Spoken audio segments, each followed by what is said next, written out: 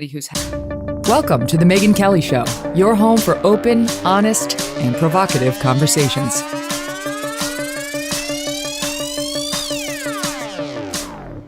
Hey everyone, I'm Megyn Kelly. Welcome to the Megyn Kelly Show. Today on the program, J.D. Vance. He is the author of Hillbilly Elegy, a hugely popular best-selling memoir about his life growing up in Ohio and before that in Kentucky. And he's considered a whisperer of the white working class that helped propel Trump to the presidency back in 2016. Netflix is now out with a new movie based on his book, and I've seen it. I laughed, I cried, I felt all the feels. And I have a history with J.D. Vance going back to 2017 when I interviewed him in an interview that remains my very favorite interview I've ever done. The 12 minutes or so of air that we produced, and it's still available on YouTube, just touched me really deeply emotionally with his sister, with his honesty about his own life, a background that included abuse, drug addiction by his mom, talking about how he had Pepsi in his baby bottle, about how all the kids growing up in his area didn't sleep in pajamas. They all slept in jeans. Sometimes there were serious questions about where the food was going to come from. Not as much in JD's house, but he had some of that. And, just sort of this resort to violence too often, to abuse too often. And ultimately it winds up being a hopeful message because somehow this little boy with really no advantages wound up, getting out, getting himself into Yale Law School, and has gone on to have a really prominent and important national voice. So really happy to have him here with us today, and we will get to him in just one second. But first, I want to talk to you about home title lock. So I got a crash course into home title theft, and you better pray this never happens to you because it can ruin you financially. Here's how the crime happens. You see, the legal titles to our homes are kept online, where they can be hacked. Anything online can be. A cyber thief finds your home's title, forges your signature on a quitclaim deed stating that you sold your home to him. Then he will go take out a bunch of loans against your home until all of your equity is gone. You will not have any idea it happened until the collection calls start pouring in, and you'll be like, what? What do you mean? I own my home. I didn't do any of this. And you'll find out the hard way you're not protected by insurance, by your bank, or by any of these common identity theft programs. Home Title Lock, however, will protect you. And in the unlikely event that you become a victim of title theft while a member, Home Title Lock will spend up to $250,000 in legal fees to help restore your home's title. How about that? That's huge. They're putting their money where their mouth is. So go to HometitleLock.com to register your address just to see if you've already been a victim. And then you can use code RADIO for 30 free days of protection. That's code RADIO at HometitleLock.com. And now, J.D. Vance. Thank you so much for being here. Thanks for having me. You're a good person to have on right now as we watch this election appear to come to its close. The Trump voters right now are angry. They're ticked off. They do believe there was funny business in connection with this election. And I was thinking about you because Hillbilly Elegy tells us the code to follow when one feels that one has been wronged. And that code is to fight. So how does that manifest now? Yeah, I think there's first of all a lot of frustration over the perceived hypocrisy. And I think, in fact, the real hypocrisy, if I'm laying my cards on the table, right? So you had this election in 2016 where Trump won. It was very upsetting to a lot of people in the establishment press and other institutions. And for basically, like 2 weeks, there was this period where all of these people asked themselves, oh, have we gotten something wrong? Have we missed an important part of the country? We're going to go read Hillbilly Elegy or some other book to try to understand people in the middle of the country. And then that just stopped. And it was all about Russia. It was all about Trump's problems. It was all about how the election in some ways was illegitimate.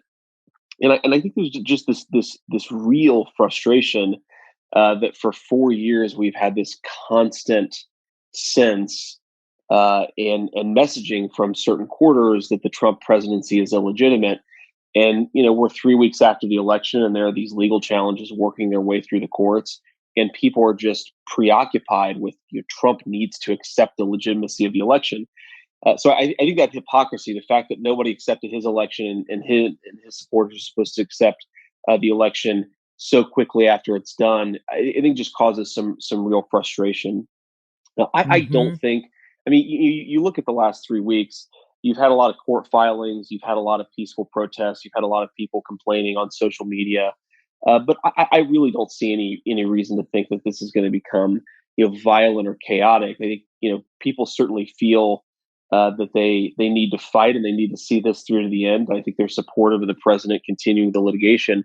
But I also don't think, frankly, these are the sorts of people who are going to go burn up stores and set cars on fire and make life a living hell for everybody. I think that when Biden is inaugurated, people will, more or less accept it, and it'll be on to the next fight.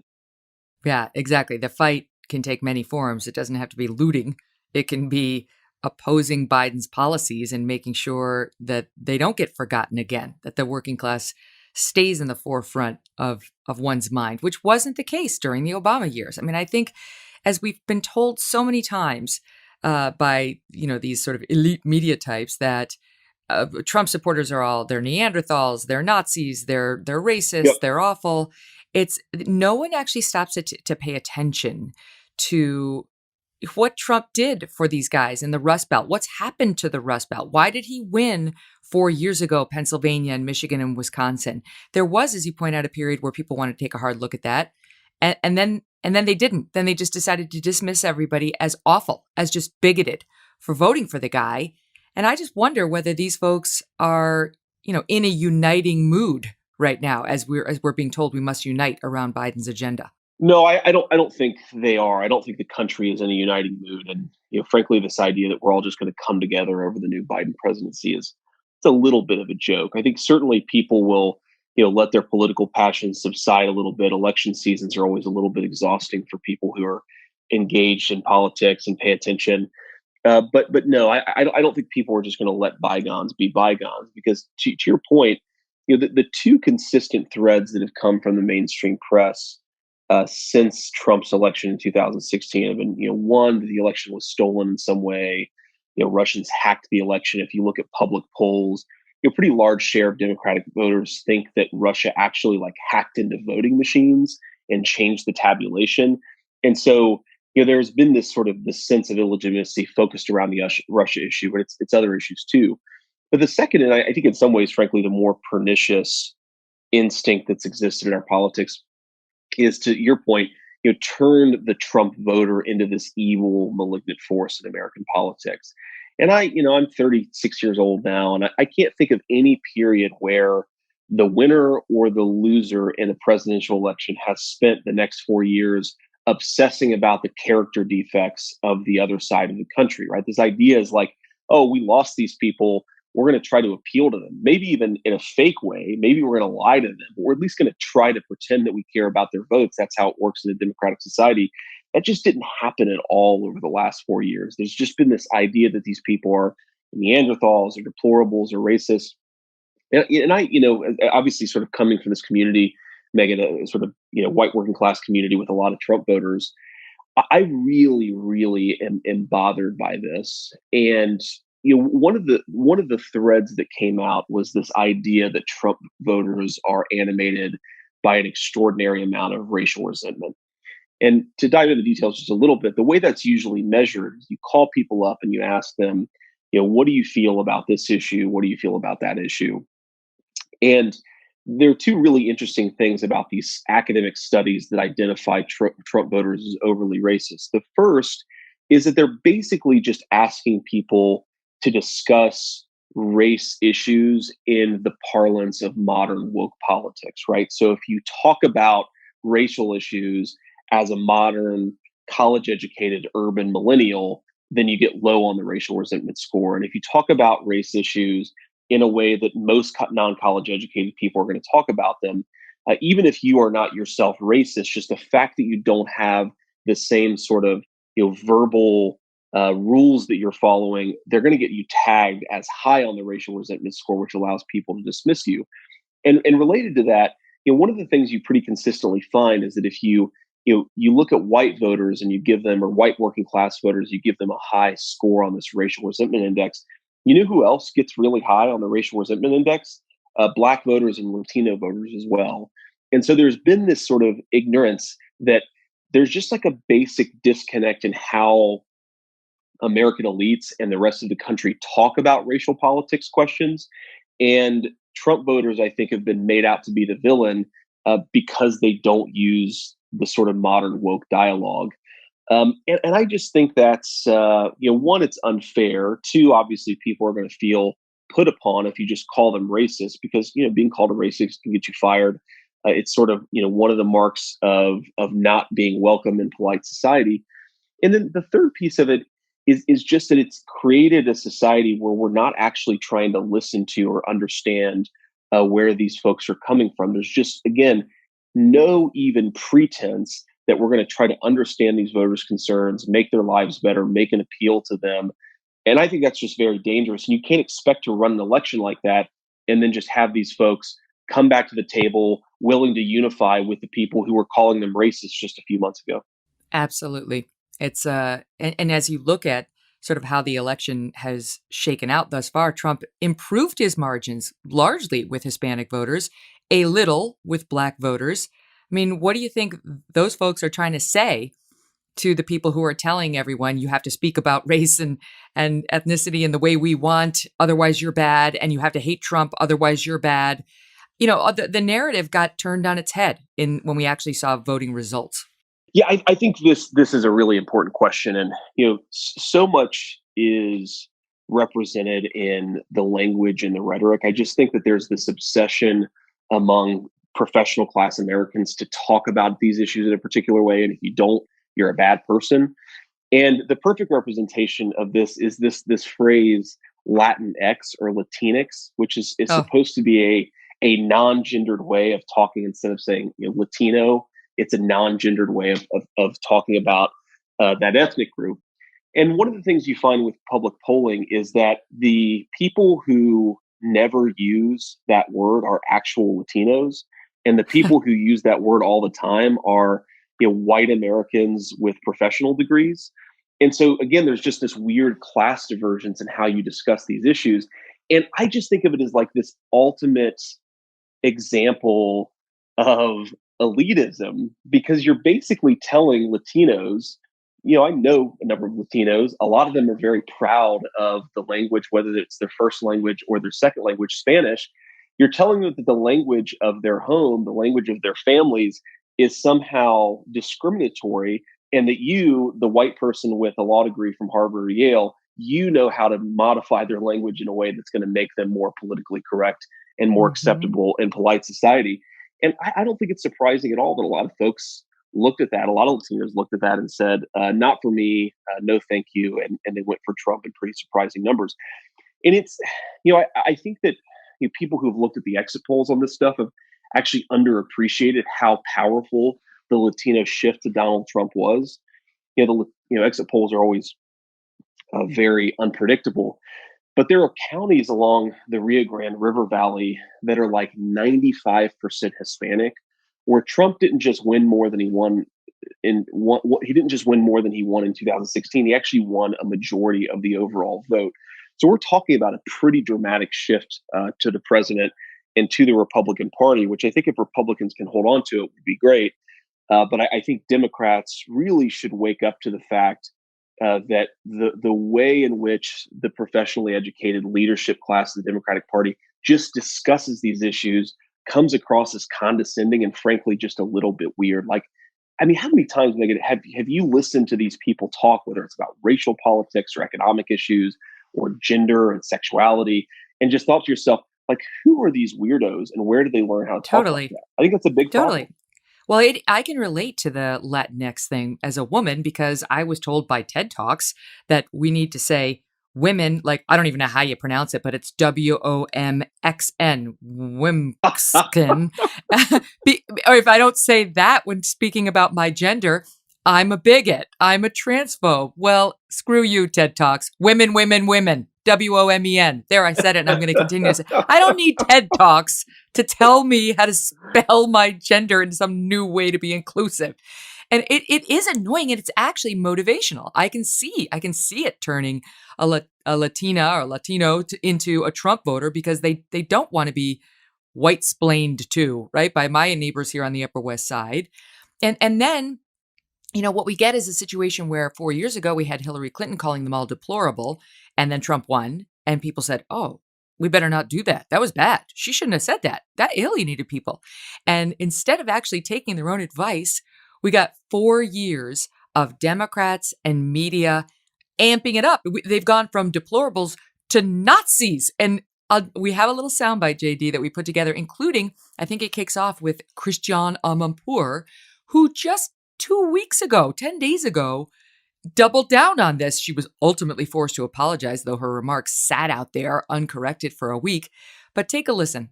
This week, 82 years ago, Kristallnacht happened. It was the Nazis' warning shot across the bow of our human civilization after 4 years of a modern-day assault on those same values by Donald Trump. I'm going to use an extreme example.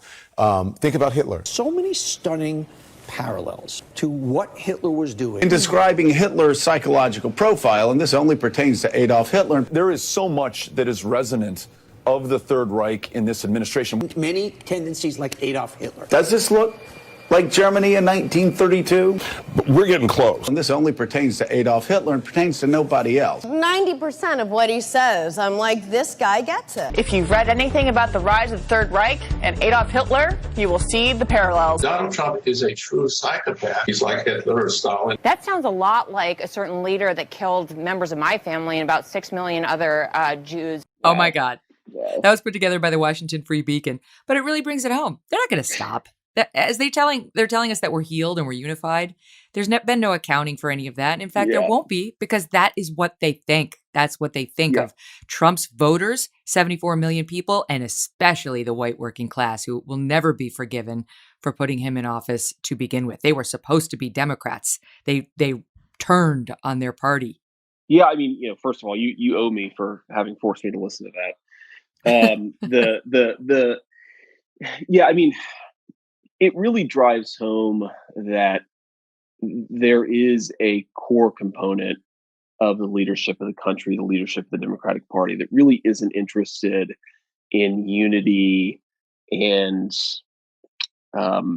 fraternity. They're interested in submission, right? When you talk about people like that, when you call them Nazis, when you compare them to people who murdered 6 million innocent people, you're not making a play for them to come to the table, meet as equals, hash out our differences, and move forward as a country together. You're basically asking them to submit. And I don't think people should be surprised that a very proud group of people who feel, rightfully so, like they had a huge part of helping to build this country, are going to submit. They're just not going to do it. And so I think we're going to have a pretty chaotic politics from this point forward.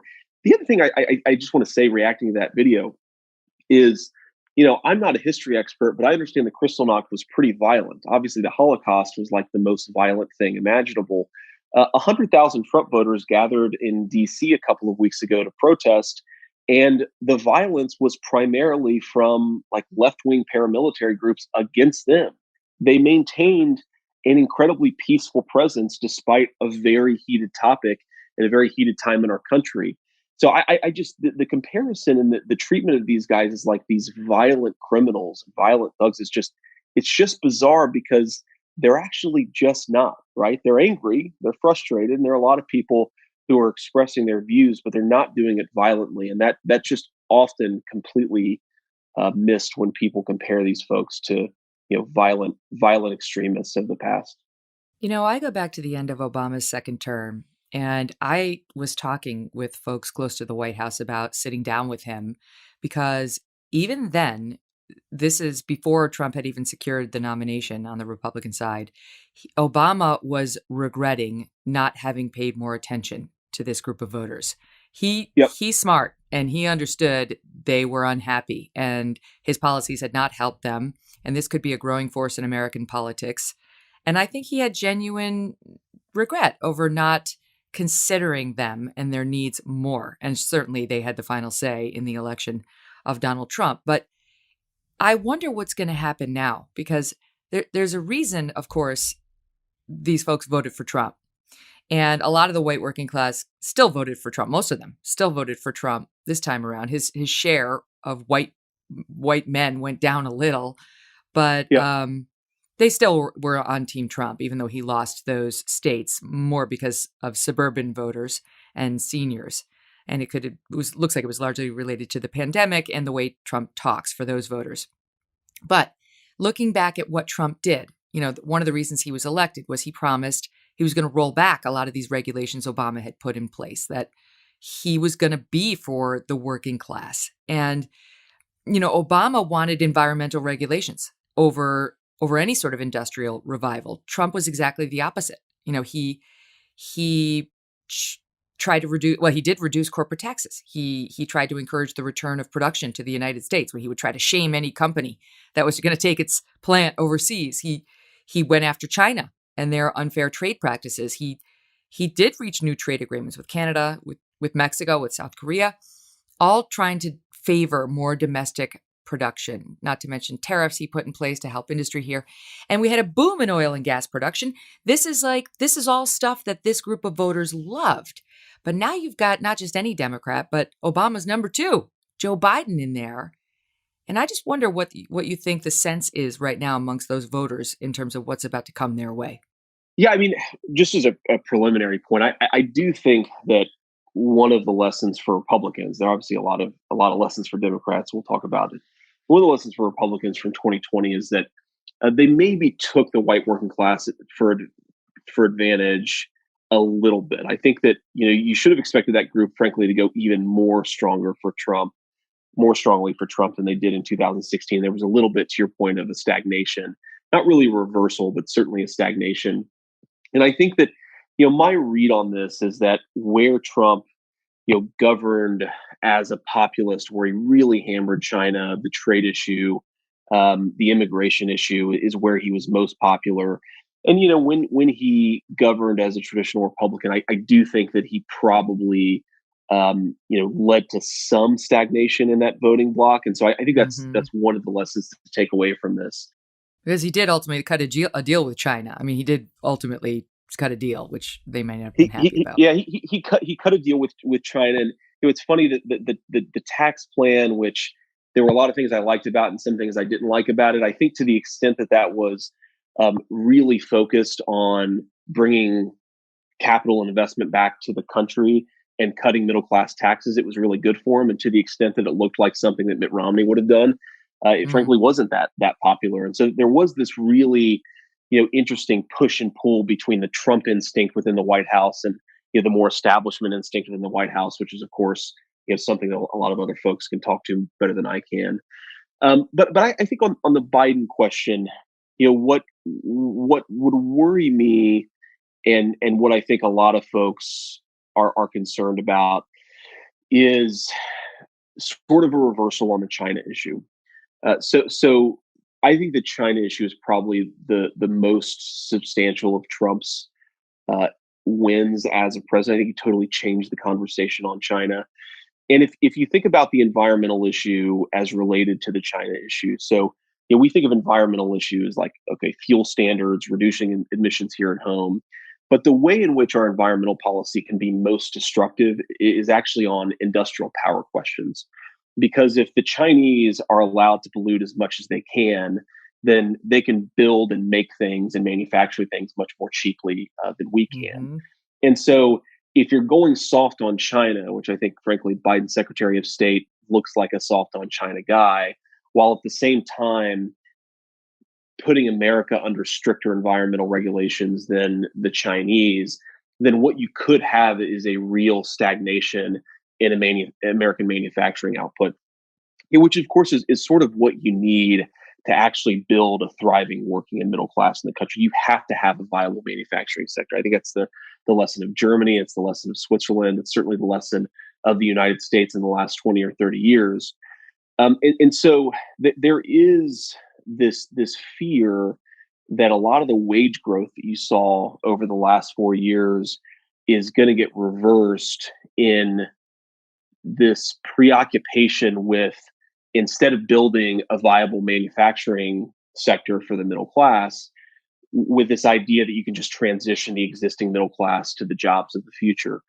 And I think that's an important piece of the puzzle, but there's just no way And I think if you actually listen to, for example, Rahm Emanuel talk about the economic prospects of the Midwest, Rahm Emanuel said, I think it was on CNN or some other network a couple of weeks ago, well, these folks just have to learn to code. If they lose their manufacturing jobs, they have to learn to code. And I'm a very big fan of investing in the future of the economy, but you can't tell tens of thousands, hundreds of thousands of manufacturing workers, they're just going to have to go back to school when they're 52 years old and learn to code. It's ridiculous. It's unrealistic. A lot of people aren't going to be able to do that. And so if that is your orientation, let's just focus on the technology sector instead of really rebuilding and reinvesting in American manufacturing. I think a lot of people are going to get left behind, and a lot of the progress we made over the last few years is going to stagnate. And I do worry about that. No, Forbes reported that employment grew in manufacturing jobs by almost 500,000 under Trump, after falling by 200,000 under Obama. So, I mean, that's a pretty big swing, and that's the kind of swing that can turn numbers in an election. And so if Biden gets in there and starts re-implementing these regulations on manufacturing, on trying to protect the environment at the expense of the American worker, it could have real life consequences in terms of our electoral politics and in terms of lives. I mean, you talk about learn to code is so absurd for most people. I mean, I'd be one of them. But Sure. Hillbilly Elegy takes a hard look at sort of the malaise happening in these communities in the Rust Belt, almost the lack of agency a lot of these workers have. There isn't this let's go get them kind of attitude. I can do anything. I will learn to code. You're talking about guys who took 4 lunch breaks and they stretched from 20 to 60 minutes over the course of time. Ultimately, they get fired. It's not all about what the government can do for you. A lot of it has to do with attitudes that have been cultivated in these communities that might not lend themselves to brilliant careers as coders. Yeah, I think there's a lot of, the way I'd put it is that there's a lot of hopelessness in these communities, and they've been battered in a lot of different ways for the past, not 30 or 40 years, but 50 or 60 years. And there's something my grandpa always used to tell me. He was sort of an old, union steel worker, voted for a Democrat pretty much every single election of his life. I think he voted for Reagan once in 1984, otherwise voted for Democrats his whole life. And, he told me that, look, there are people who just aren't doing very well, right? In every community, in every place, there are people, and he's politically incorrect guy who said deadbeats, right? There's deadbeats in every community. Like the difference between the 1950s, when Middletown, our hometown, had a really viable manufacturing sector, really robust private sector unions, because the jobs that supported private sector unions actually existed and hadn't been all shipped to China and Mexico. They were deadbeats back then, but they were enveloped in a community that could actually get them back on the right path, right? When you take a community where all of those sort of support structures have been weakened, where, the churches have been weakened, the jobs don't exist anymore. The people who, if you were slacking on the job in the 1950s, would have said, hey, man, you got to get your head back in the game. Let's figure this out. Those people just aren't around in the same numbers as they were 40 or 50 years ago. And so you just have much weaker, what I call community infrastructure. It's not all about government supports. It's about everything that exists in the community where you actually live. And you take that stuff away, and it's just really hard for people to get back on their feet. Some of them are not making good choices. That is a fact of life. I don't shy away from that in the book. I don't shy away from talking about that in my life. But if you're going to actually help those people, I think we should help people, whether they're ambitious or not, whether they want to learn to code or whether they just want to work in a simple manufacturing job and be able to earn a living wage, is you've got to have a viable and robust set of institutions. And one of those institutions is good manufacturing oriented jobs. We can talk about this question of cultural versus economics. I think it's obviously a pretty controversial thing that the book dives right into. I've always thought that the economics and the culture are related, right? If the culture starts to go south, it's harder to sort of maintain economic productivity. If the economy starts to go south and the jobs disappear, then people become hopeless, and that sort of starts to affect the culture. And I think these things are all related. And if your solution to this problem, if your solution to these communities is, hey, you guys just need to go to Ohio State or the University of Cincinnati and pick up C++ software programming, then you're not actually going to help people. You're making yourself feel better by ignoring them, but you are ignoring them. And I think we should just be honest about that fact. The other important point to make here, and it's like the third rail of American politics, is this question of immigration. And there's always what are we talking about when we're talking about immigration? Are we talking about wage competition among the lower class? I think that's actually a big driver of why a lot of Latinos in the Southwest went to Donald Trump, is because he was a little bit stricter on immigration. There's this question about, is it culture or race? Is it people just don't like Latinos? They don't like Mexicans. They don't like Guatemalans. I really don't think that's part of the story. But the third thing that we just don't talk about on the immigration side is the opioid epidemic and the effect that having this really porous border has. And we know probably 80 or 90,000 pretty young Americans are going to die of an opioid overdose. That has been pretty consistent for a long time. But one of the ways that those drugs are getting in, especially fentanyl, which is a very powerful opioid that pretty much instantly, gives you an overdose if you take a sufficient dose of it. Fentanyl is being manufactured in China and primarily coming across the southern border. And so when we, I think we're going to have a big reversal of Trump era immigration policies from the Biden administration. But if they're listening to me, and they probably aren't, I would say whatever you do on the southern border, make it as hard as possible to bring fentanyl into American streets, because you want to talk about hopelessness in towns like mine. Talk about the meth and the fentanyl that are coming into these communities, where even if you have people who are working good jobs, they get snared up in this stuff and it's just over. More with JD in just one second. But first, have you ever Googled yourself, your neighbors? The majority of Americans admit to keeping an eye on their online reputation, but Google and Facebook are the tip of the iceberg when it comes to finding public records. There is an innovative website called Truth Finder, and it's now revealing the full scoop on millions of Americans. Truth Finder can search through hundreds of millions of public records in a matter of minutes. Truth Finder members can begin searching in seconds for sensitive data like criminal, traffic, and arrest records. Before you bring someone new into your life and around the people you care for, consider trying Truth Finder. What you find may astound you. This might be the most important web search that you ever do. So go to truthfinder.com/Kelly right away to start searching. Again, that's truthfinder.com/Kelly.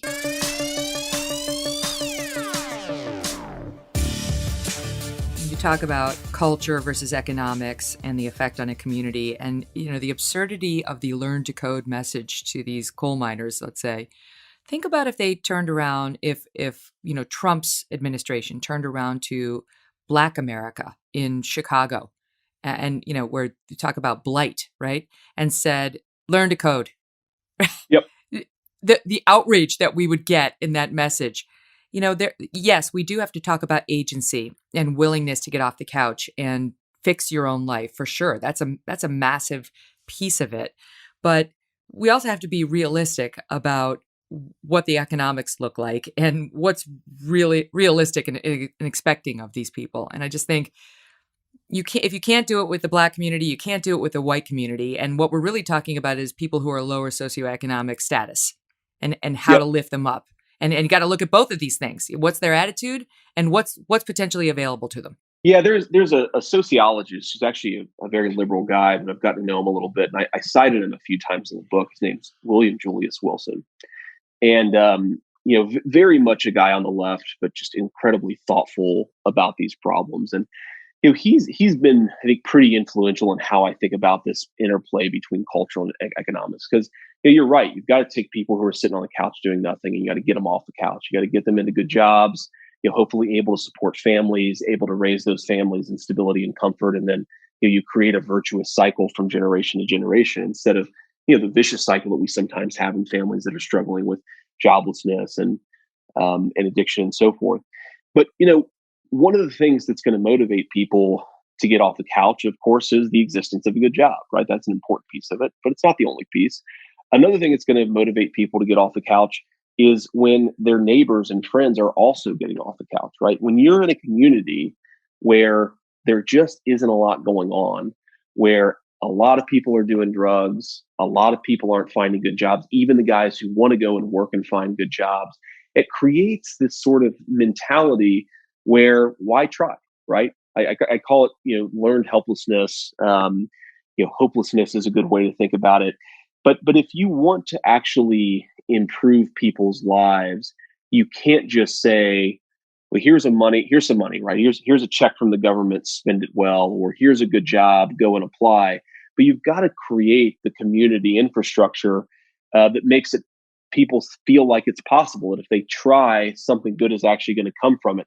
And they've got to feel pressure too. I mean, I've certainly been, I'm sure all of us have been in moments in our lives where we're feeling a little bit lazy, a little bit shiftless, unsure what we want to do.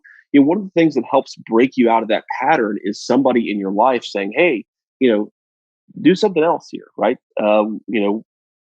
Maybe it's your wife who says you need to do the dishes or help out a little bit more. Maybe it's somebody in your family who says you need to go and apply to that job.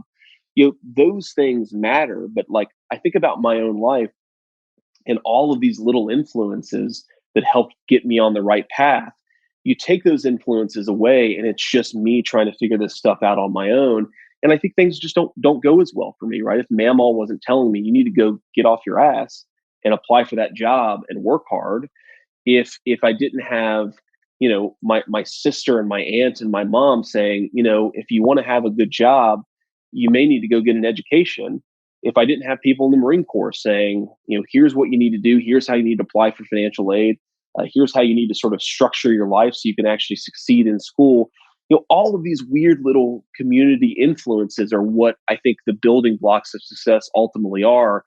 And those, that's sort of, as I see it, the interplay between culture and economics is it's not just the good job.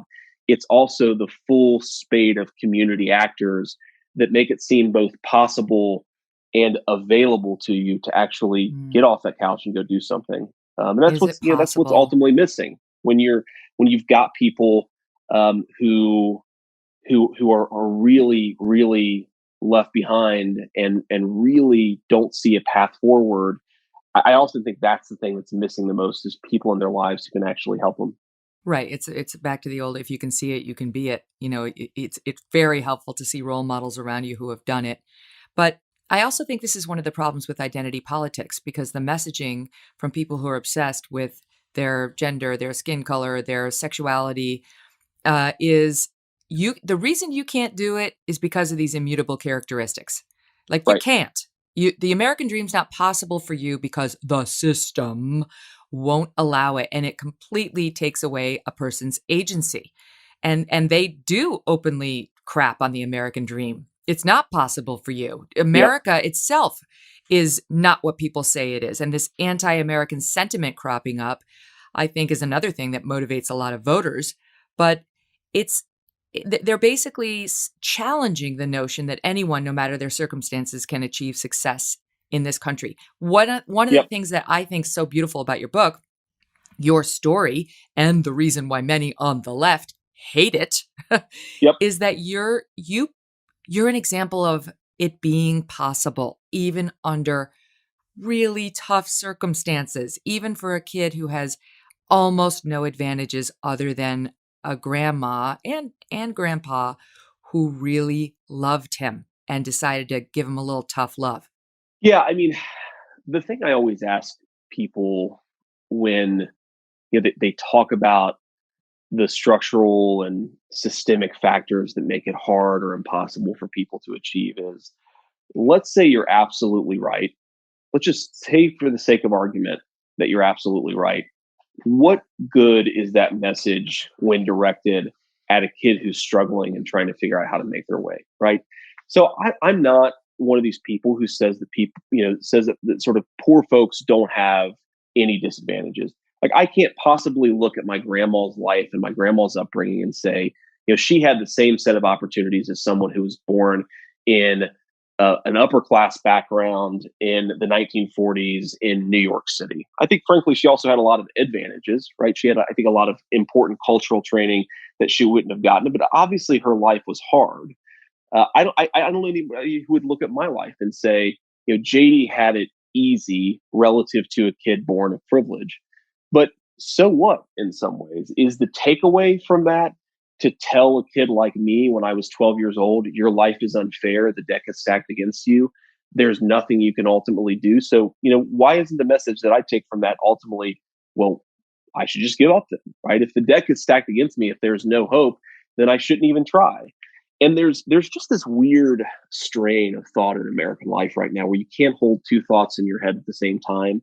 And in this particular moment, I think the two thoughts for this particular question, the two thoughts that we have to hold in our head at the same time are: one, yes, life can be hard for people who are born poor in tough circumstances. But two, it's still important for them to see that they have agency and that they need to try anyway, right? It might not always work out, and we got to be honest about that fact. But the worst of all possible worlds is where people are just told there's no hope, there's no reason to try, there's no reason to make anything of yourself. And I do unfortunately think that's the message that a lot of people on the left are ultimately giving to communities like mine. I am, my grandparents were sort of classic blue dog Democrats, and I'm actually sympathetic to a lot of the arguments that folks on the left make about certain unfairnesses, especially when it comes to people who don't have a lot of money, who grow up in traumatic homes, who grow up in abused and neglected environments. I don't think that they're wrong that creates special disadvantages, but you can't just encourage people to wallow in everything that's gone wrong in their lives. You have to be able to say, on the one hand, we as community leaders, as policymakers, as media folks are going to try to make it a little bit easier for those who are disadvantaged to have a shot at the American dream, while at the same time telling people who are struggling to achieve the American dream, it's possible. It is out there for you if you're willing to work for it. Well, I think the other piece of it too is once one achieves the American dream, the response, the collective response from the left in particular, should not be "fuck off." Like, that's one of the problems we're seeing is success has been so demonized in the country now. Even if you are self-made, just having it is a problem. They'll hold it against you. You must now see the rest of the country as less than. You must not be paying your fair share. You have to give more of it back, and the less you give, the more of a miser and awful person you. It's like, I don't know, that I just think we've changed the messaging from "good for you, maybe I could do it too, help me understand how," to "screw you." Yep. Yeah, there's definitely a way in which I think our country is really, I shouldn't say our country. I think that our leadership class is really uncomfortable with success and with people who have achieved success. So I saw this interesting poll just a couple of days ago, and it was looking just at Trump voters, college-educated Trump voters versus non-college educated Trump voters. And the question was, do you think that it's possible for a person to achieve the American dream? And I think it was 71% of non-college educated Trump voters said yes. And I think it was 40% or something of the college educated Trump voters said yes. And it was true for the Biden voters as well. I don't remember the exact numbers, but it was basically the people who didn't have college degrees were actually more optimistic about their future and more optimistic about the chances for the American dream than people who had gone to college. And I think that's because they haven't thankfully absorbed the message that their lives are hopeless just because they don't have all the advantages in the world. And that's just an important thing. And I worry about our country's inability to try to uplift those who are struggling without treating those people as hopeless children who have no agency and no responsibility. There's Wait, the but famous. can I ask you something about that? Because Yeah. I wonder, is the other piece of that, the people who are college educated saying, I don't know, is that, do you think, born of, I made it, it's not that great. Like, I have to work my ass off. I never see my family. The government takes 50% of my dough. I kind of made it to the promised land, and what do you think? I think there's part of that going on, but the biggest, when I looked at that poll, what I took away from it is that if you're a working class American versus a professionally educated American, a person with post bachelor's education, then you're fundamentally living in two different media and information environments. And I do think that, our universities, our elite media institutions have just grown pretty pessimistic about the American experience, the American experiment. And consequently, people who have spent their lives in those academies, in those media environments, I think they've just absorbed that things are more pessimistic and more, more negative than a lot of working class Americans believe. I also, I really do think that a lot of this is like ideology ends up trumping people's ability to think, because one of the more interesting dynamics is in response to the book is that people who were, really well educated, who were sort of the winners in American society, both in terms of their income and their prestige, they really wanted to project their own political narrative onto the book. And they wanted to sort of fit me into this box, right? So if like JD said this thing that I agree with, I'm going to ignore that. I'm going to only, attach myself to the things that I disagree with, or vice versa, right? People would sort of, had either very strongly positive or negative views. And what I found, is that working class Americans were actually better able to hold two thoughts in their head at the same time. They sort of got that I was making both an argument about the fact that, yeah, sometimes life is unfair, but you still got to try to work against that unfairness and make something of yourself anyway. And, I think that's just because people who don't grow up in a particular media environment are not constantly looking for alarm bells that a particular idea or concept violates one of the sort of sacred Right. tenets of their faith or All right, ideology. JD. And so they're I just more open-minded. I think I predict with your movie, because the movie is now out about, based on your book, you're going to get slaughtered by the reviewers and you're going to get completely loved by the actual viewers. It'll be reviewers versus viewers, as we've seen in any film that, that has a message like yours, which is the American dream may still exist. It may not be perfect, it may not be pretty, but it does still exist. And that even shines a spotlight on this group of people, people in Appalachia, people struggling with the opioid crisis in a way that isn't entirely about woke culture or victimization and how the country's bad. That's what we've seen. It's one of the reasons why Roseanne, the reboot, was so successful, right? Like they talked Yep. about these issues in a way that really resonated with real America, even though the people who wrote about the reboot were like, they're horrified. Even before her scandal, they were like, this is horrifying. How could this show be succeeding? And I saw this already. There was one review by the Washington Post this is so perfect, because what their criticism of the movie is that they really wanted it to be more woke. And this Yep. is a quote from one of the reviews. Vance paints Appalachia as a near exclusively white space. Erased are Black residents and their history in the region. Missing are the many generations of Native American communities. Ignored is a growing Latino population. Disregarded are Appalachians who embrace racial justice and acceptance of their LGBTQ neighbors. This is a personal story of your family. Why did you get into all that? Right. Why? Right. Like, and can you imagine what a movie like that would look like?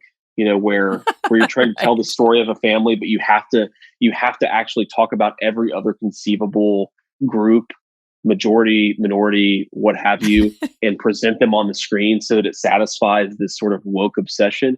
Yes, with a It's little just no justice, no preposterous, peace right? sign in the background. It's just totally preposterous. And as it happens, most of my family voted for Donald Trump. My family is hardly politically monolithic. My mom, who by the way has been clean for 6 years now, is doing very well. Love Just that. saw her a few days ago. My mom voted for Jesse Jackson in the Democratic primary in 1984. And then she's voted for Republicans and she's voted for Democrats since. I just think that there's this way in which elite Americans want working class Americans to be more ideological and more woke than they actually are. One of my favorite responses to the book or to the movie, I can't even remember which at this point, but is that JD Vance doesn't talk enough about BIPOC, BIPOC, and LGBTQIA Americans in his sort of experience of Appalachia. It's like, okay, so BIPOC is Black, Indigenous, people of color. LGBTQIA as lesbian, gender nonconforming, bisexual, transgender, intersex, asexual. And I read this and I'm like, you people are crazy. Like truly the authentic, real Appalachians use these like 14 character pronouns every time they talk about themselves. And, I just listen to this and I think, who are you kidding that you think this is the way that Appalachians or frankly anybody else, black, white, brown, whatever, talks about themselves and their communities? This is a particular obsession of a particular upper class of Americans. And I think it's insane. But don't try to pretend that that's the real America because you want it to be. It just isn't. Right. A moment on the asexuals in the holler. Right. It's not going to happen. One of my good friends, just a aside, he's sort of like a populist. He calls himself a populist Reagan Democrat, but he's a professor. I won't give his name because I don't want him to get fired. But he's a gay man, in his mid-50s, just a great friend of ours, and he sent me this tweet from Elizabeth Warren's campaign Twitter account back when she was still running for a president. And it was like something like, we love all people who are intersex, asexual, and two-spirit. And this guy sends me this tweet and he says, look, man, we gay guys just wanted to be left the hell alone. You can have your two spirits. There's something about just this bizarre way of discussing these issues that's alienating and dividing the country. And I think, ultimately is going to be politically suicidal for Democrats if they embrace it wide scale. Coming up in a minute with JD, how does he think Glenn Close did in her portrayal of Mama?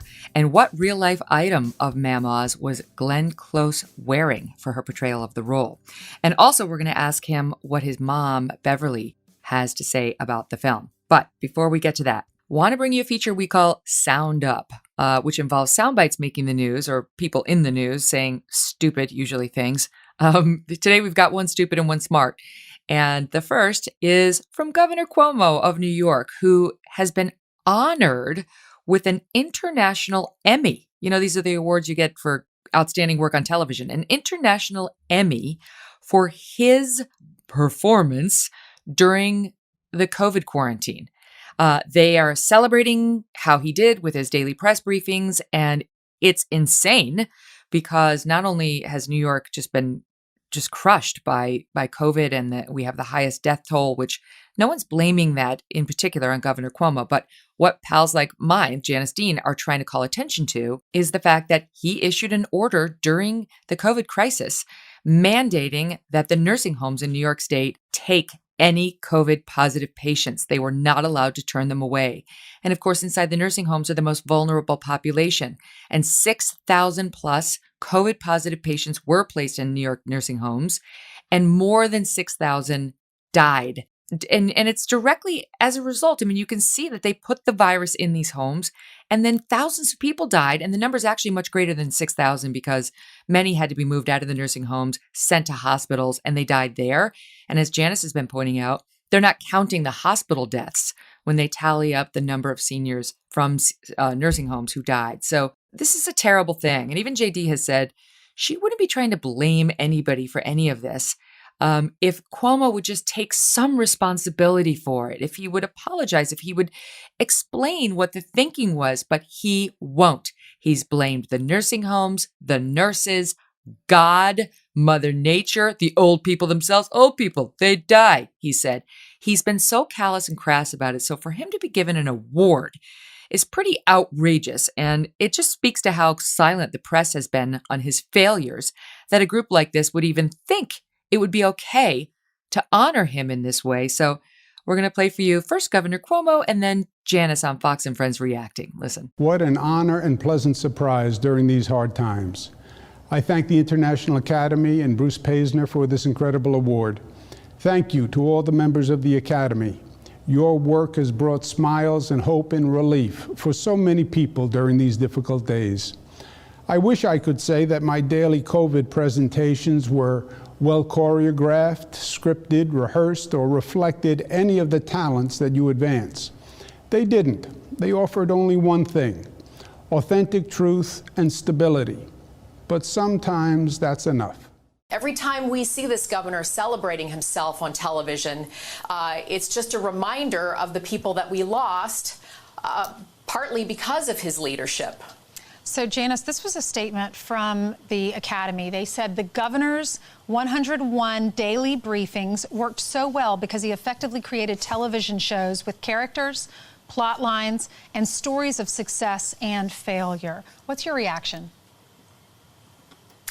I heard that to get an Emmy Award, you have to send videotape of yourself to the board members. And so to think that the governor was going through some of his TV appearances talking about deaths in New York and submitting those videos to the Emmy folks really makes me physically sick.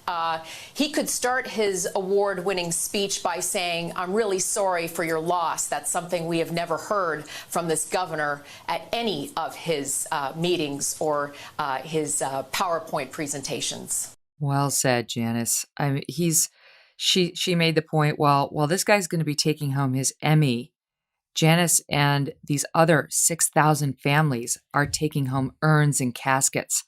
And this is no time for his victory lap with his book talking about leadership lessons during the COVID crisis. And it's certainly not the time for awards. How crass of the International Emmys, how callous and cold toward the families who are still suffering from these losses. I mean, you can say Cuomo isn't entirely to blame for these deaths, but you certainly can't say he did the right thing by issuing that order and by not showing any empathy for these families. And so to reward it with this kind of an award is just wrong. It's just wrong. So obviously I'm on Janice's side, and I would be even if she weren't one of my closest friends. Okay, more on that as we get it. By the way, Cuomo said we all have to not travel for Thanksgiving, but guess what he was going to do? Make his mom and some family members travel to him. No problem. He can do it, but we can't do it. And then when he got outed for that, he had to reverse the order. Aren't you sick of these politicians doing this? Do as I say, not as I do. Rules for thee, but not for me. Anyway, back to JD.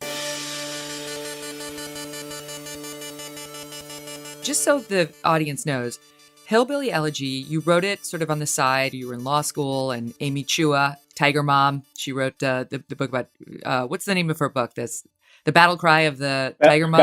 Battle Hymn of the Tiger Mother, yeah. And she's got a couple she's other amazing. good books. She's like, she's awesome. I'm in love with Amy Chua. You should read whatever she writes. She's so open-minded. She's got her very strong thoughts on how things should be, but she doesn't shut down opposing viewpoints. Anyway, she was your professor at Yale Law. And so you write the book. She encourages you to keep writing. You wind up getting it published. The initial order was for 10,000 copies. And how many copies has the book sold now? I don't know, but it's I think somewhere between 2 and 3 million at this point. OMG. I mean, that's huge, huge by any measure. And in the book, you're so honest. You are very honest about growing up in your younger, more formative years in Appalachia, in the holler, where Mamaw was and had a house. And then you guys moved to Ohio, and you had a drug-addicted mother who went from man to man, some of whom were abusive, as was she. And the moment you write about in the book, as I think one of the lowest, is portrayed in the movie, which is by Ron Howard. And I think that was, you tell me, but I think it was the car. Yeah. There's a scene where, a scene in the movie, but a scene from my own life where, mom sort of loses her temper in a car and, threatens to crash in, and, eventually, one thing leads to another, and the cops come and they arrest her, and, sort of sets off a pretty traumatic set of moments in our childhood. And, I don't know if you got this from the book, Megyn, but, one of the things that I've always felt is that, I think people sort of hear the word abuse and they think like sociopathic, sort of constant physical and emotional trauma. And that's just sort of what's going on the whole time. And, by the standards of like an objective child psychologist, I certainly had a traumatic childhood. There are, these ways you can measure it, how many experiences of what they call ACEs or adverse childhood experiences. And, certainly both mom and her children had a lot of ACEs when they were growing up and when we were growing up. But I never felt like we had this sort of deeply traumatic or unusual childhood, right? I mean, that's sort of one of the points of the book is that, yeah, we experienced some ACEs, but, a lot of kids in our neighborhood and a lot of families did as well. And I try to, there's this book that I read when I was a teenager. I think it's called A Child Called It. And you may have read this book, but it's about I think a truly sort of psychopathic, almost torturing mother and the way that she treated her kid. And that was just never how I felt about our family. And it's certainly not how I feel about our family now. I think that we definitely were a traumatic and chaotic bunch, but there was just a way in which it was a little bit more normal. And this sort of goes back to the culture point that I make. It's not that anybody in our family was especially mean. I mean, there are a lot of good things about mom during my childhood, and we're very very close today. But there was just a weird way in which these sorts of moments that do leave their marks on kids and do cause real problems later on were kind of normal. And I think part of our challenge, if we actually care about the most disadvantaged kids in our communities, is that we've got to figure out ways to make that sort of stuff a little bit less normal. And I even see it, to be honest, with my, we have two little ones, a 3-year-old and a 9-month-old, and they're both doing well. But I often have to catch myself because just the natural way that I respond, to my toddler going completely insane, I have to check myself and say, you know what, this is not the normal way to do things. This is not a good thing. But if you don't know that and you don't have any sense of what is normal and isn't normal, then I think it can just be very easy to sort of fall into that cycle where, again, it's not an intense, aggressive level of abuse. It's just a sort of baseline level of chaos and trauma that ultimately isn't good for these kids. Well, of course, the consciousness of it is more than half the battle. The fact that you can Yep. stop and say, wait, is this a good instinct? That's more than half the battle. And it's what most people who do engage in that cycle of abuse do not have. And you've, of course, got Usha, who's amazing, and we'll get to in a second. Your wife is spectacular and extremely accomplished and smart and a great partner to you, which is another big advantage. But we talked about this a little when we met and I interviewed you on camera. Some of those childhood experiences, those ACEs. And I do wonder whether, because abuse can cause in adulthood, physical problems. It can cause substance abuse problems, psychological issues like depression, anxiety. A lot of people have those without having had abuse in their past, even if that abuse was normalized within the community, which maybe that takes away the element of shame because everyone's having it. That would be an interesting thing to look at. But have you felt any of that? Because not only did you have this tumultuous background, but then, you're performing at these elite levels now, in venture capital, first in San Francisco. Now you've got this other thing going on in Ohio. So that's stressful in and of itself. And I wonder if you're feeling any of that manifest. I think that the way it manifests in me, to the extent I notice it at all, is that in sort of super stressful moments, I kind of get this adrenaline rush, and I talk about it in the book. There's been this documented sort of fight or flight response. I definitely kind of have this fight response when there's sort of moments of high stress and high tension, and so I think by and large that serves me reasonably well. And I think that the main thing is just your point. I have to be self-aware sometimes and check, maybe my most aggressive impulses at certain times. I'm getting to the point now where it's a little bit just more normal, where I've kind of like accepted that there are certain instincts that I have that aren't necessarily super positive, and you sort of, you check them in various ways before they really go off the rails. I do, one of the pioneers in looking at adverse childhood experiences, this woman, Nadine Burke Harris, who's a brilliant doctor, and I believe she's a psychiatrist working in California. And, Nadine actually has a really great book about this, which I encourage people to read. But I remember reading her book, and there's a story where I don't totally remember the details, but where she talks about this guy who had a pretty traumatic, chaotic childhood, had sort of achieved the American dream, had a pretty stable, happy life, a happy marriage, and just like drops dead of a heart attack at 63. And one of the things she talks about in the book is that you do have these, even for people who pretty much have their lives under control, who sort of have, quote unquote, escaped the trauma of their past, they tend to have much worse health outcomes later on. They have higher incidences of heart attacks, of pulmonary disease, even of cancer.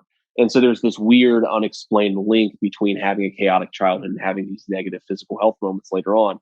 So there's definitely a part of me that worries, that I'm sort of, I have a little bit less time on the clock than you might otherwise think, and so I feel that pressure sometimes. But I wouldn't say that like emotionally or psychologically I still feel especially affected by what happened when I was a kid. And I'm 36 years old. It's been a long time. It's over half of my life at this point where I've sort of been on my own.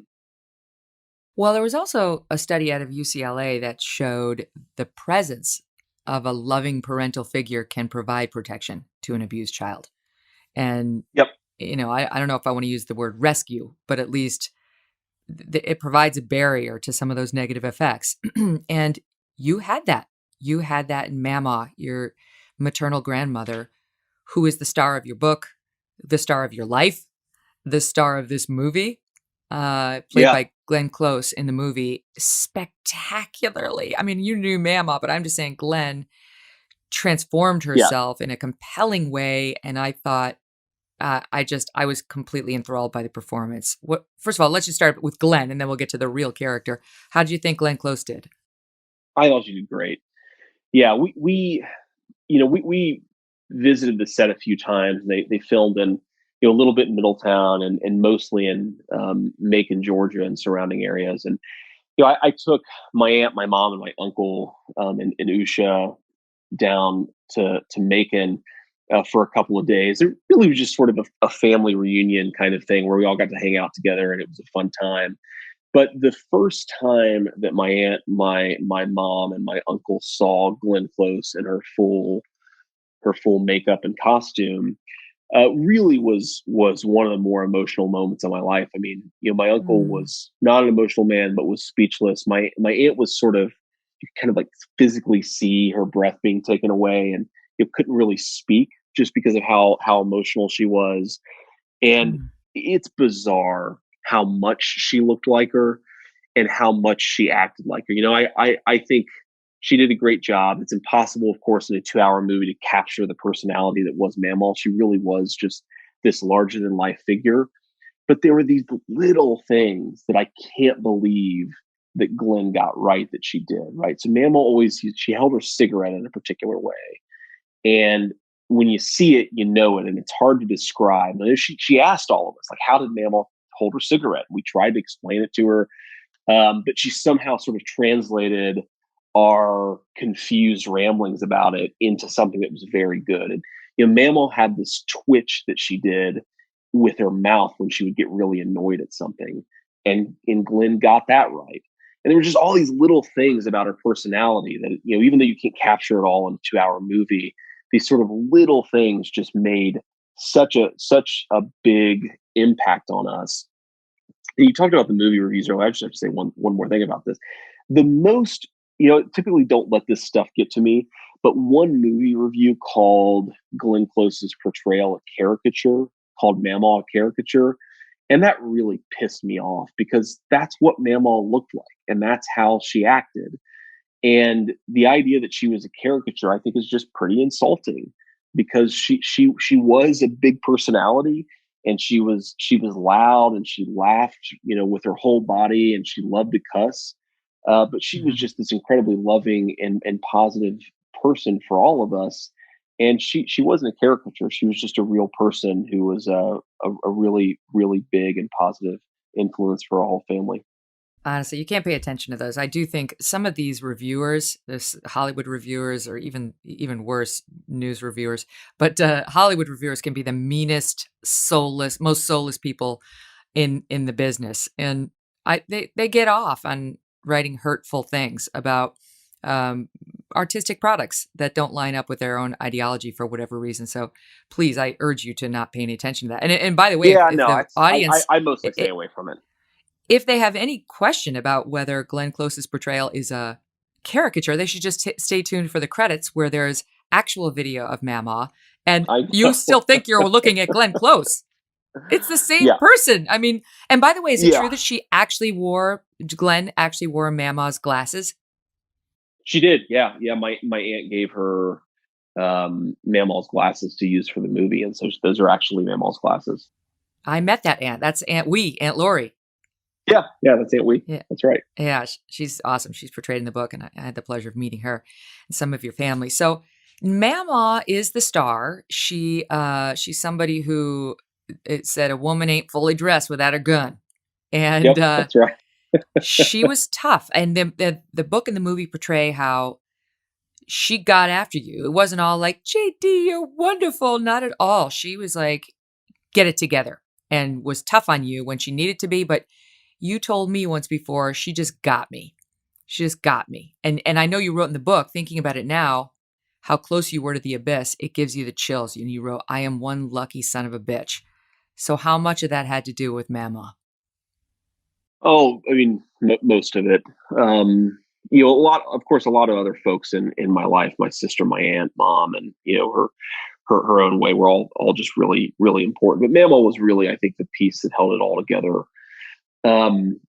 She was, when I've thought a lot about me saying that she just got me. And I think part of what she understood is that you don't really trust yourself until you're sort of forced to experience a certain amount of stress or a certain amount of criticism, and you survive it.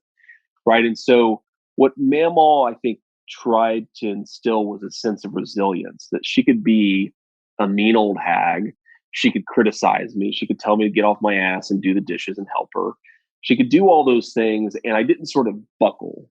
I wasn't too emotionally frail for it. And that kind of gave me this sense of strength. And that was just a really powerful part of the way that she and I interacted, that she could kind of, give me, give me these little encouragements and these big criticisms, and it would somehow all work in a way where the light bulb went on and I understood her. But I also gained some sense that, I can stand up to criticism. I can deal with this. And, my Marine Corps recruiter once joked that, most kids really struggle with the culture shock of boot camp because you just have these drill instructors yelling at you all the time. He was like, the drill instructors aren't nearly as mean or as scary as your Mamaw, so you'll be fine. He was right. When you sort of realize these weird ways where they try to get under your skin, and Mamaw would do that too. But once you sort of recognize it as such, it's a lot easier to deal with. Well, I think one of the first things people wondered about you when we saw you making the press rounds as this graduate of Yale Law School, it's like, this guy's writing a book about Appalachia, about, life in the holler. Like, how did he get from A to B? How on earth did the kid who couldn't see it learn to be it? How did it happen? And my own takeaway was, let me introduce you to Mamaw, who took you into her custody after one of the abusive incidents with your mom. I think it was the car incident, wasn't it? Where she took you in after? Yeah, it was sort of lumpy from, that the car incident happened around the time I was 12. And then, I was kind of back and forth between mom and Mamaw's house until I was about 14. But I was 14 when I sort of more completely moved in with Mamaw. So that was, it was 4 years that I was with her, basically all through high school. And that's what did it. Because after high school came the Marine Corps, which helped.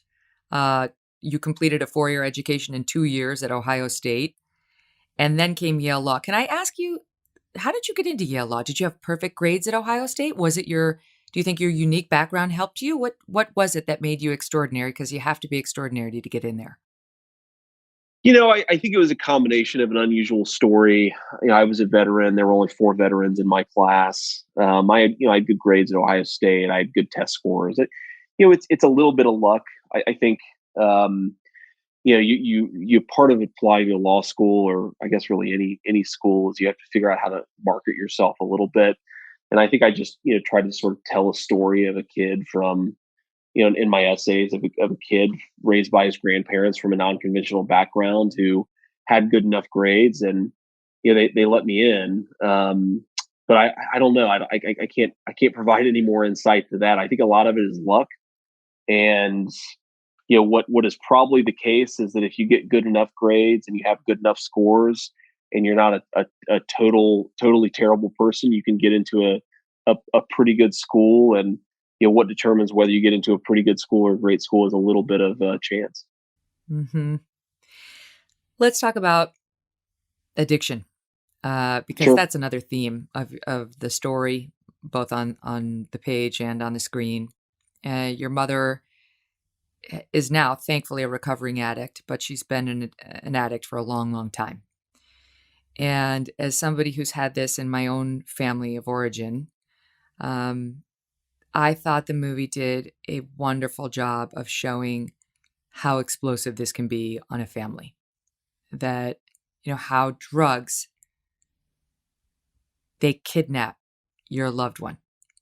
And like a true kidnapper, they demand a ransom that you can never really pay off, and that never Yeah. really leads to the return of your family member as you knew her. Yeah, that's an interesting way of putting it. Um, it's one of those things where you try to make sense of it until you just realize that you can't actually make sense of it, because mom was and is, like I said, she's been clean for 6 years. She's so smart. She's so funny. She's just one of these like charismatic people, which is true of a lot of the folks in our family. It's true of Mamaw. It's true of my sister and my cousin Rachel in their own ways. These are sort of people who can show up at a totally different family's family reunion and get invited to give a speech to the whole family. That actually, that happened when we went to visit the set in Macon, Georgia. Our hotel room was, sorry, this is a diversion, but our hotel room was in a hotel where this big family was having like a 300-person family reunion. And my whole family got invited to the family reunion because, they met some of my family and they were just so taken with them, so taken with my uncle, with my cousin, with mom, with everybody. And I think that's sort of what is so difficult, again, to understand or to try to apply any reason to, is like, mom is just this person with so much going for her. Why did she keep on being attracted to the drugs? Like, what was it? And I think that, part of it is definitely that I think her life just didn't go in the way that she hoped it would. She was a very promising student in her own right, and things, went off the rails. Got pregnant very young, had my sister, and that changes things and changes the calculus pretty quickly. But it's always just like there was something that the rest of life couldn't provide. Some sensation, some feeling that kids and partners and friends and family just couldn't quite fill that void. And she kept on, she sort of kept on returning to the drugs. And there was a time when I was writing the book where I thought to myself, should I put this in there because mom's going to read it, and people are going to read this stuff about our family. And I really just thought to myself, well, mom's not going to read it because she'll be dead by the time the book comes out. And I was just confident that's how it would end, right? That every, call it 6 months, 12 months, sometimes it might even go a little bit longer, but there would always be a relapse. It would always land her in the hospital. It would always nearly kill her. And eventually, she was going to play Russian roulette too many times, and she was not going to come back from it. And again, just as unreasonably as addiction takes hold of some people, for some people, they're just able to snap out of it. And I've tried to psychoanalyze and think about what it is that has made mom 6 years clean. And I really do feel this time confidence for the first time in my life that she won't use drugs again. And I think, part of it is definitely just getting your life in order, having a good relationship with your family and your kids, not being stressed out about things, job, money, husbands, whatever. So just having your life in order in a way helps a lot. But there were times when mom had her life in order and she went back to drugs, and um, she just hasn't this time. And I don't get it. I wish that I could say something more insightful about it, but the reason that void exists is psychologically complex and really difficult to try to explain away using rationality. It's so much about feelings and so much about intuition. Well, I understand what you said about, she's looking for a way to feel better about her life. And there is a scene in the movie that it confused me the way I felt. It has her, she's a nurse. She stole drugs in the hospital and then puts on roller skates and is going through the ICU on skates, and she's totally joyful. She's on drugs. She's high, but she is smiling and she's laughing, and you kind of get it. I like the way the film was done. It's by Ron Howard, I think, if I didn't mention that. But if you kind of get, it's like, oh my God, there it is, some joy for this poor woman who in every scene faces one struggle or another, and may often have a good attitude about it, but you don't see a lot of joy. And it's like, it kind of shows you how the drugs can be an escape to joy, to happiness, if only for a moment. And of course, the bitter irony is the come down after, and the real effect of drugs on your life is anything but joyful. And, Yep. I thought Amy Adams did a great job of taking us there. Her physical transformation was shocking, right? Amy Adams looked nothing like herself. And I thought it was perfect because having seen this happen to, someone close to me, the physical transformation can be dramatic, the gray hair and the teeth and just the weight gain or extreme weight loss one way or the other. And I remember looking at my family member thinking, she's in there, but where? And Yeah. if and when I can get her back, what am I going to get? Who will it be? Did you ever have that feeling? Oh yeah. Yeah. I mean, you first of all, the person is always there, right? And it's even when they're at the peak of their toughest moments. The book sort of dramatizes this scene where mom has this overdose, and I'm trying to help her find a place to stay for the night, and it's not a totally perfect match with my life, but there are significant parts of it that are true. And what I remember, the movie does, yeah. The movie dramatizes those parts, but fundamentally, like they're real and they're there. And what I remember most about that time of my life is actually not the stress of trying to find mom a place to stay or sort of the uncertainty about what to do. It was that mom was still like mom most of the time, right? She was still sort of her funny self. You pull up to this hotel and she looks at it as like, oh, do I really have to stay in this dump? Or you walk by. I mean, this is like one of the more crystal memories of my life, because it was like, again, it was like a scene out of a movie. I remember there was like a guy actually shooting up in the parking lot. The hotel was just sort of depressing and decrepit in a way that was pretty hard to believe. And we chose it because they had an open room and because it was cheap enough for me to afford. I was still, at that point, I didn't have a whole lot of money. But we walked by this guy like doing drugs in his pickup truck, and mom's like, "Oh, hey, do you want to go say hi to Terry?" It's like, "What? You don't really know that person?" She says, "Of course not. Of course I don't know this person, right?" But she that's like who she is, right? Like this is how mom has always been, and you're right, like she was always in there, and I always just as a kid wanted her desperately to sort of come out and figure it out. And of course, there's a part of it where you feel inadequate yourself. I don't know if you've experienced this, but you wonder why you can't get that person who's in there all the time. Is because of something about you, something you've done, something you failed to do. So you're always worried about that and trying to modify your behaviors in such a way where you don't trigger them, and you get the the good person that is in there all the time. But I think eventually most people just get to the point where they kind of psychologically give up with somebody who's chronically addicted. I've talked to so many people about it since the book came out. And, what I always, it's just so true and it's so consistent, and I hear it so many times that I think it's nearly a universal response, is that everybody eventually reaches a breaking point where they just start grieving for the person and they lose all hope that the person can ever come back.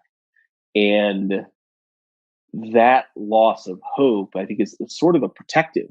It's like a psychologically protective measure because you want to stop investing yourself emotionally in this idea that this person could get better. And of course, what's so crazy about that is I feel like all of us have gotten there with mom, and then it just changed and things got better.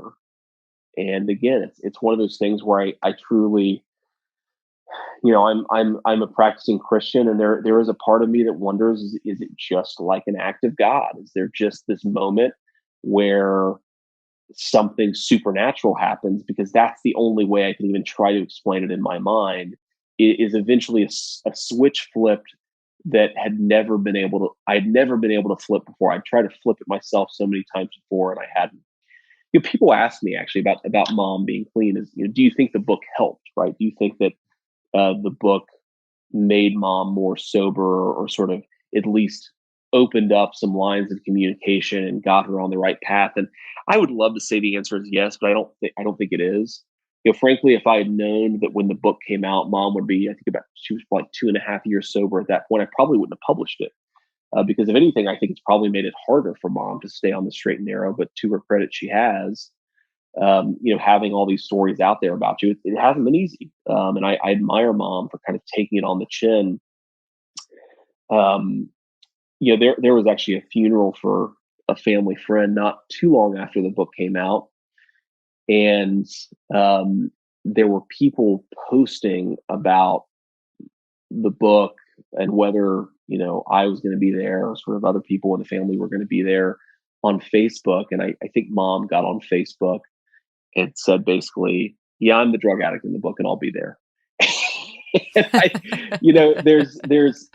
so anyway, long way of saying, I don't think the book has been, at least all the way positive. Maybe there have been some positive components, some good conversations that mom and I had.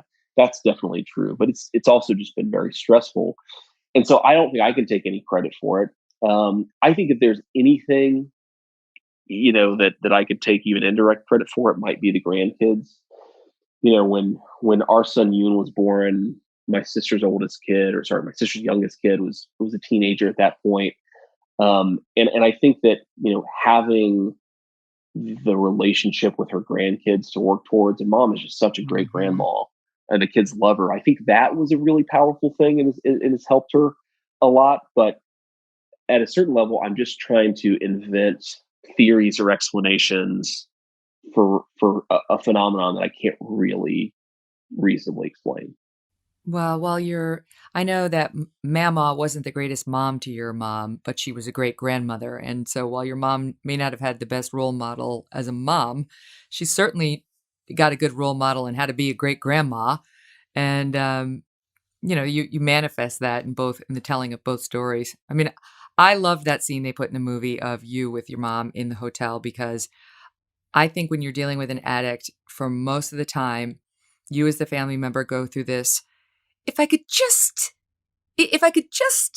and you're deluding yourself that if you just gave this money or offered this help or got her into this rehab or whatever, you're going to get her over the bridge.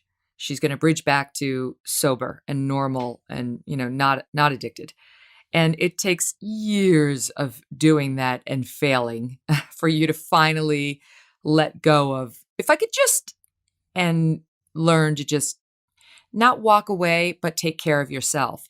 And that's what happened in that scene in the movie where, your Amy Adams wanted the fictional you to stay with her when the alternative was going and making this really important interview. And if you had stayed with her, you would have missed this interview. You would have missed the chance to change your life.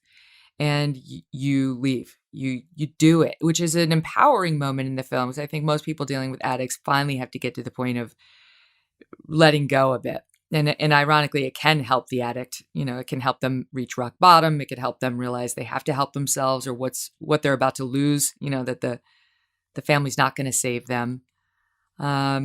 And I think it's amazing. Having now covered you for a couple of years and followed you, I love that Beverly is 6 years sober. That's such a game changer for you, your family, your kids, all of them. And I read that she said, the quote I read, I think it was your cousin who wrote an article, who's a journalist about this, and she said, I'm Yep. going to stand proud when this movie comes out. It is what it is, and I am who I am, and I'm okay. And it's helped us all grow. You got to feel pretty good about that. Yeah, I do. I do. When you grow up in a tough environment and you see so many of these social problems and they kind of surround you, there's a part, at least of me, that wondered, like, is there just something wrong with us, right? Is it genetic? Is it psychological? Is it what makes this happen again and again? And one of the things the book allowed me to do was take a much bigger view of this. It wasn't just like, well, things were kind of crappy last year and they're crappy this year and it seems like it's never going to change. But this ability to put the problems of our family in this multi-generational context. So, like, why are our families so traumatic? You start to understand because that cycle of childhood trauma and chaos, it recreates and replicates itself. Why was this the land of opportunity in the 1950s, but now it feels like a place people are just desperate to get out of? Why is this addiction epidemic sort of taking hold of our community, but specifically our family? And I think kind of zooming out a little bit, which is what the book tried to do, obviously in the context of my own family, did help us all understand these things a little bit better and kind of start to appreciate the connections between what was going on, not just in Mamal's life, but when Mamal was a child running from Jackson, Kentucky in the mid 1940s, and how there was a through line, 60, 70 years later, to the way that I sort of instinctively react to conflict when a guy cuts me off when I'm driving my kids around. And I think that context and that through line gave us a little bit more of an anchoring, a little bit more of an appreciation, and importantly, just led to a lot of conversations. We never talked about this stuff. The book sort of forced that and forced it in an uncomfortable way. So I do think if there is a positive to the book for my family, it's that it's just given us a lot to think about and chew on together, and that's been a little cathartic sometimes, right? It's like, we actually talk about this stuff and get it out in the open, and even yell at each other a little bit. It kind of feels better afterwards because you've at least talked about things that people are thinking and feeling. And that is something I appreciate about the book and the experience of writing it and publishing, as it's at least served as a forcing function in that way. Absolutely. It's a bit of a cleansing process. You mentioned the road rage. I love, there's a line in the book that says hillbillies could go from 0 to murderous in a fucking heartbeat. That's do not cut off a hillbilly. For the love of God. This holiday season when driving home from Thanksgiving, do not. Yeah, no, really. My wife sort of recognized, when we were dating, she recognized this impulse in me where, if somebody cut you off, it's like a challenge to your manhood and you have to go cut them off and then, threaten to get out of your car and beat their ass. And, it's just one of these things where, you can't do that, right? When you've got a family that depends on you and 2 kids, it's understandable that that's your instinct, that that's what you grew up around, but you just can't do it. And that recognition has been pretty powerful. Well, not only that, but your wife's got this killer career, who I mentioned her earlier, but Usha clerked for Brett Kavanaugh when he was on the Court of Appeals and then moved on to a clerkship after that with Chief Justice John Roberts. So she's pretty accomplished and impressive too. Is that humbling? What's that like? Yeah, it's definitely, I don't know that I'd say it's humbling. Usha, I guess it is. Like, Usha definitely brings me back to earth a little bit. And if I maybe get a little too cocky or a little too proud, I just remind myself that she's way more accomplished than I am. What is interesting about my life and just about Usha as part of it is that somebody pointed out that there's this weird way in which like every phase of your life you have this like strong female that you could attach yourself to, right? It was your mammal, it was your sister, it was your aunt, and now it's Usha. And I think that's probably a pretty critical insight that like I'm one of those guys who really benefits from having like a sort of powerful female voice in his left shoulder saying, "Don't do that, do that." It just is important. And Usha is just people. I think look at her credentials and think, "Oh, she's so impressive," and I think people don't realize how just brilliant she is. She is one of these people who, first of all, she reads books like faster than anybody that I've ever seen read a book.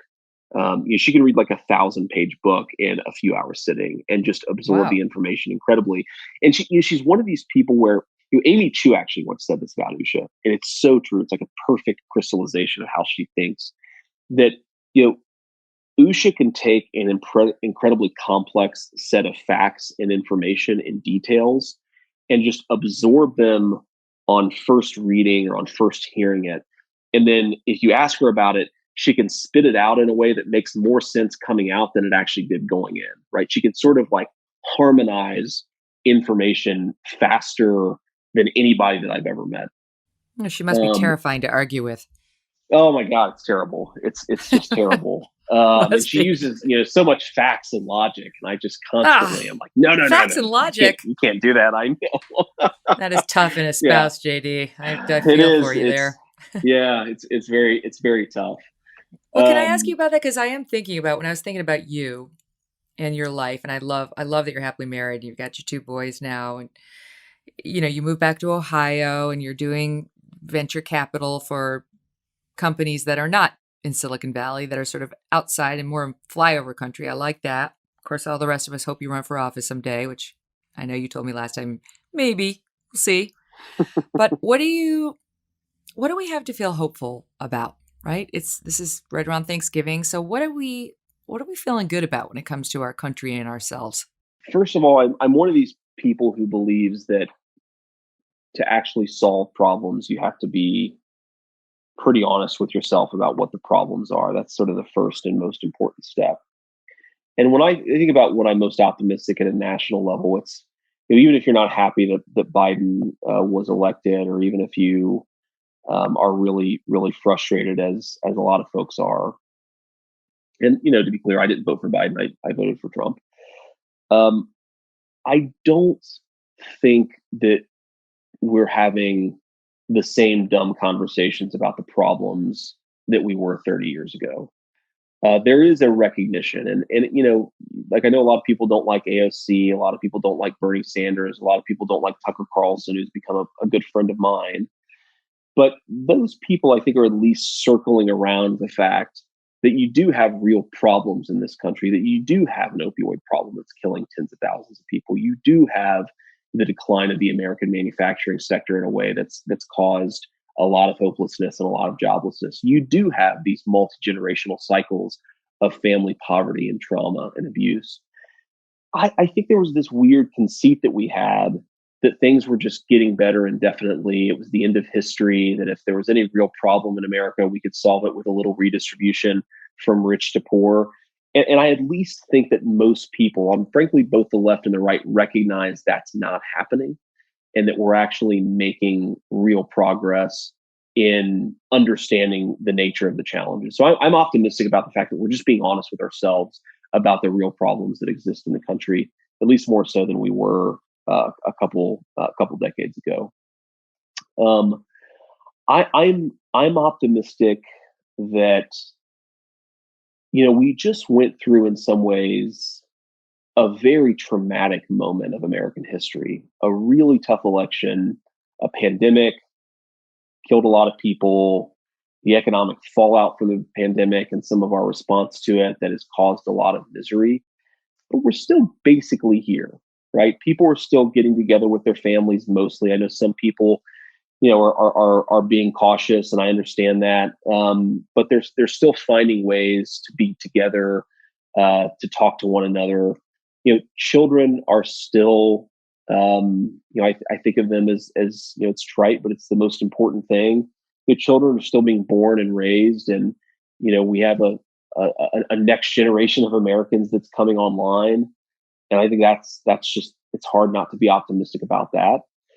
And as tough as it's been, the country is actually still standing, which is sort of crazy. We've survived most of the way through a pandemic. We appear to have vaccines that are coming online. The economic damage has been severe. The social damage has been severe, but it hasn't wiped the country off the face of the earth. And I guess the way that I put it is I think we've shown ourselves to be a pretty resilient country. So even though there are a lot of problems, there's also a lot of resilience out there, and I take some solace in that. I know that you wrote in the book, I want people to know what it feels like to nearly give up on yourself and why you might do it, to see sort of what the other possibilities are, right? Like, you were one of those people, of what you speak, you lived it, and you managed to get yourself out even without a lot of role models, which hopefully now you will be. Hopefully now the kids sitting in their neighborhoods in Middletown or what have you will say, when asking the question, why try? Why try? Because JD Vance, because there is a way forward, because maybe I could be at Yale Law School or in the Marine Corps or married to Usha, someone like her with kids and a brilliant future ahead of me. Maybe I could. Maybe, notwithstanding what people are telling me, I could. I don't know, JD. I think we need more of that, and more of the possibility of agency, and less of the you're downtrodden, you're a victim, and there's no way forward. And it's one of the reasons I'm doing the show. And it's one of the reasons why I find your message so super empowering.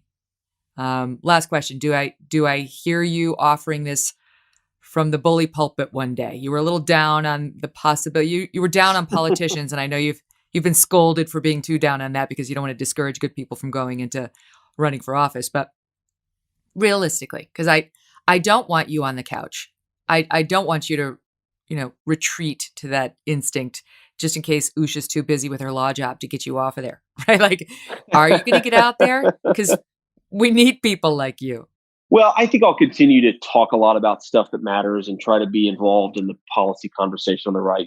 I've done, a fair amount of work there, try to encourage different folks to think about certain issues in different and hopefully innovative ways.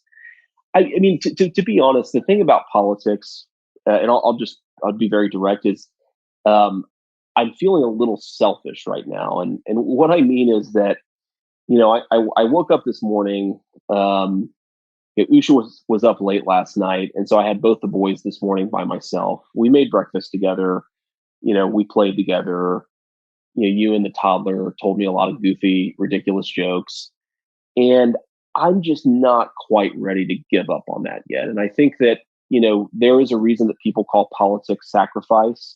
You got to spend a lot of time away from your family. You've got to work on things. And I think it's, I've come around to the view, at least, that a lot of people do it for noble reasons. Some people don't, but a lot of people do it for noble reasons. So I'll tell you the same thing I told you a few years ago, which is definitely not something I'd rule out sometime down the road. But right now, it's like the only thing I really want. Like, I didn't care about law school. I didn't care about having a nice job. I didn't care about making money. Certainly not writing a big book. But the only thing I really wanted is the life that I have right now. Like getting up and knowing that I'll be able to give my kids the things that I didn't have. Knowing that they look at their mom and dad as a rock, that they'll always be there for them, and just getting to spend that time with them.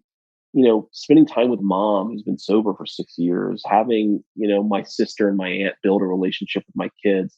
Like all of those things, I selfishly want to continue for at least a little while before I think about politics. And, once I get to the point where I feel like I've had at least enough of that I've gotten my fill, then maybe that's a different conversation then. But for now, I'm sort of, unfortunately, maybe to you, content to be a little selfish and just enjoy this while I can. Well, you're young, so it's okay. I'll allow it. All right, But thank you. don't be too selfish for too long, because everything you've gone through, everything your family's gone through, they make me believe the line from Hillbilly Elegy that hillbillies are the toughest goddamn people on this earth, and we need more people like that with thick skins and a tough attitude to take on some of these battles that we all want fought.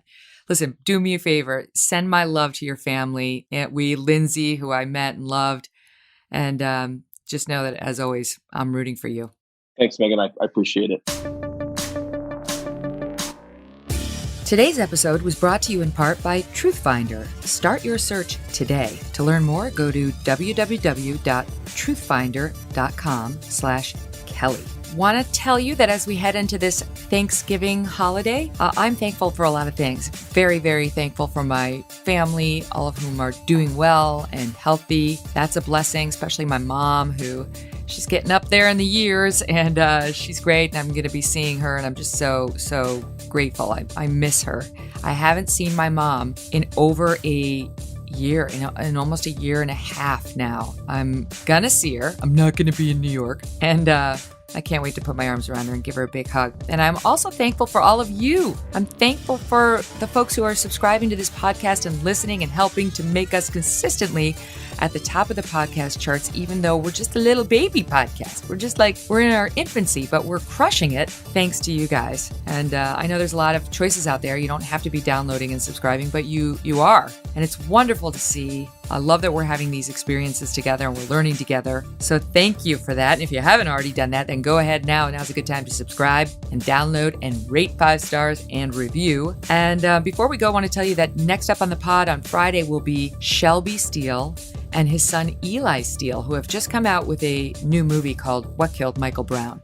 And they're taking a hard look at sort of what's really going on in communities like Ferguson, Missouri, and within the Black community. And they also look at the Michael Brown case in particular. But I want to tell you in advance that there was a very powerful moment in this interview that surprised us all. That night I was like, Doug, you're not going to believe what happened on this podcast. It was really moving and kind of profound. So that's all I'm going to say, because it's a tease and I do want you to tune in and hear it and experience it for yourselves. But trust me, it doesn't disappoint. So have a wonderful holiday, and I'll talk to you on Friday. Thanks for listening to The Megyn Kelly Show. No BS, no agenda, and no fear. The Megyn Kelly Show is a Devil May Care media production in collaboration with Red Seat Ventures.